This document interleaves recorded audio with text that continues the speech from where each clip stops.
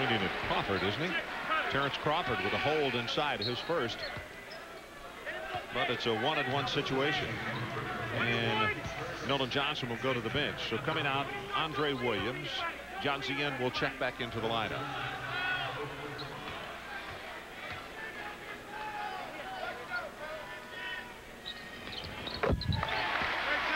Well, I think important to have Jan Zien in because the lineup they had out there really one scorer, that's Baker, who Oklahoma's going to try to cover up. The other four guys not known for their offensive production. Also seemed to be a lot of standing around when the ball was out at the point.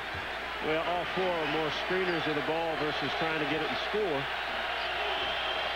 And so Eddie Sutton gets another score in there that can mix it up. Plus, you mentioned Jan Zien very good with the ball at passing, an assist guy.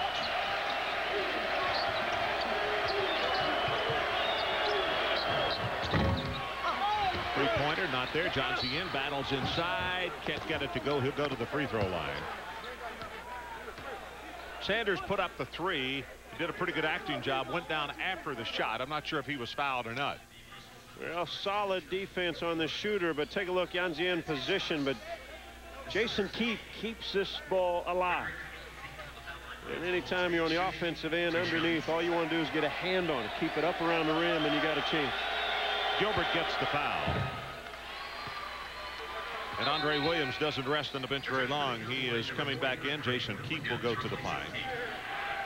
Well, two coaching staffs that spend a lot of time on the rebounding end when you go watch them practice.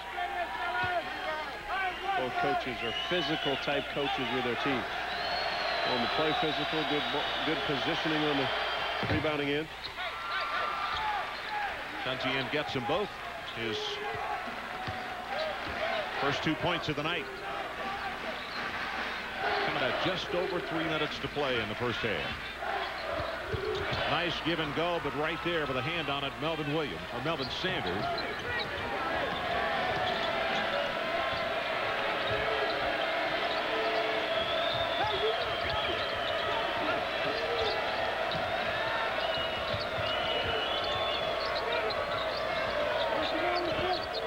John Zien on the floor. Heywood battles with him, and he gets it back to Williams. Shot clock is at 10.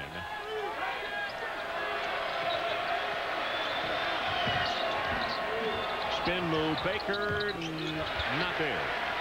And Maurice had an opportunity to pick up a foul. I think he got hit above the eye.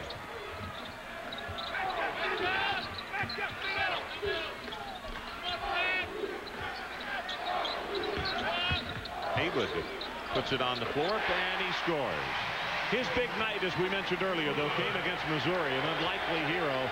Not only scored well that night, but hit the game winner with, what, 0.2 seconds on the clock. Yeah, 9 points in that ball game. Made the big jump shot in the last minute and a half from the corner. And then, obviously, the game winner. Special night for the senior and a huge win for the senior team on the road. And offensively, again, you don't have to buy the ball fake outside. You want Heywood to take the jump shot, but once he gets into that range, he's going to finish. For the night's over, we want to get you a shot of he and his dad coming in for senior night tonight. Boy, I mean, they look like brothers, don't they? Yeah, they did. Look like twins. His dad is a very young guy, and the resemblance is tremendously close.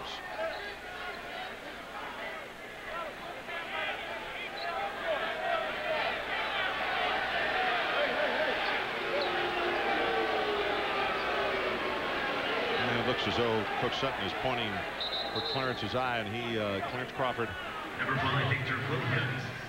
does have blood, and he will have to go to the sideline to get work done. Terry Noonan, the Oklahoma State trainer, will work on him. Now, the dangerous thing, they bring Williams in to shoot the free throw. We understand that, but are they going to get a quick timeout to get him back out? He's playing with 3 fouls. Well, there you see Terrence Crawford on the sideline rubbing the eye, and good move. He goes out, 68% free throw shooter, and Victor Williams comes in a little bit better, 75, only makes 1 of 2 though.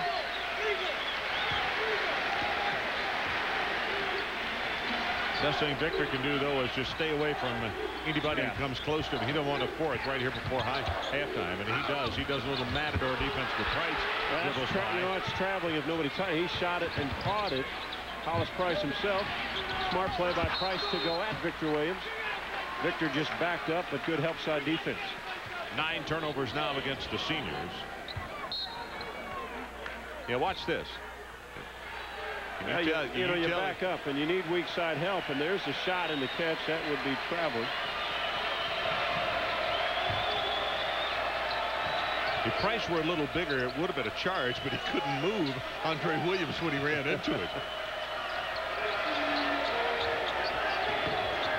Not to go under 1 minute left in this opening half. I like the activity that Johnny Gilbert brings in off this Sooner bench.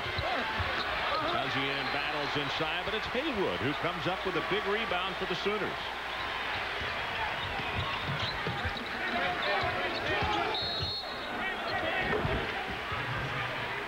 And a foul on the floor before the shot. Baker.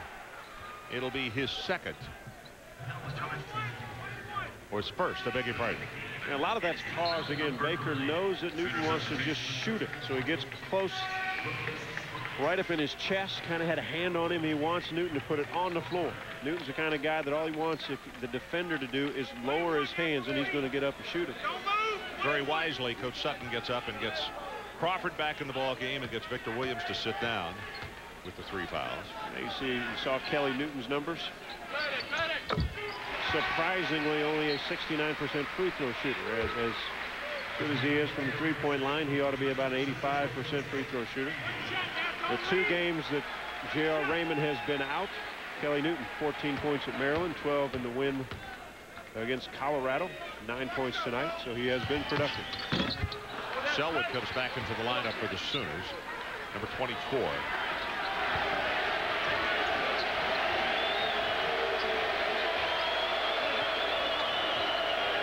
Cowboys need a hoop. Down by 9. The lob inside, and Andre Williams just threw it straight away to Oklahoma. And the timeout called by Kelvin Sampson, the 32nd timeout.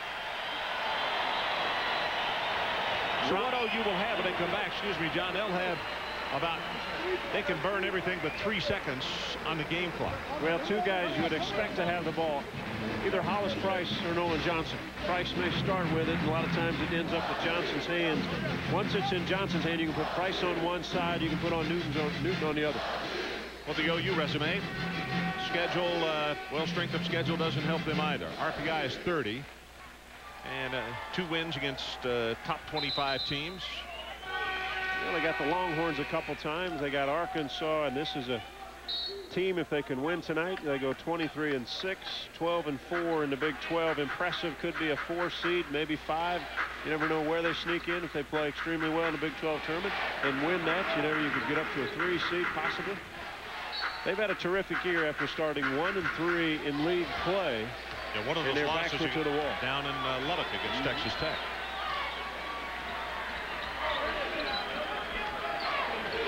As we mentioned, about 3 seconds difference between game clock and the shot clock.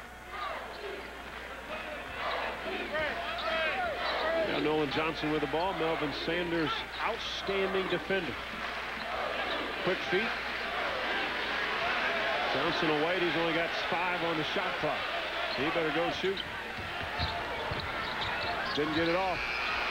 And the shot clock runs out. 3.5 seconds left. And the defense just flattened out. People, when he gets one-on-one, John, everybody started dropping. Well, the key to, I think Nolan Johnson was looking. They had the game clock right above the shot clock. And he went when the game clock had 10, but the shot clock was already down to 6.5. He went way too late in a normal situation. I think he paid attention too much. You see it right above the basket, 3.5 seconds left. I think he took off. He looked more at the game clock than the shot clock and got stuck. Now, you better be careful here if you're Oklahoma. If Maurice gets it, he can get to the half-court line and beyond in a hurry and get a shot off. Now 3.7 seconds is what they've put on the clock now, and Victor Williams is about to check in. And Eddie said, and Victor, if he brings the ball, he's got to be careful. This is a time where Heskett jumps in front, takes a charge. Victor is the speed with the ball. But again, he's got to be careful not to go so fast and lose control. Smart play right here. Look at that. Baker. How about that? And he scores. Just what you suggested. So Matador defense. We are at halftime with our score. Oklahoma 35 and Oklahoma State 28. Now let's send it back to the studio and John Saunders. John?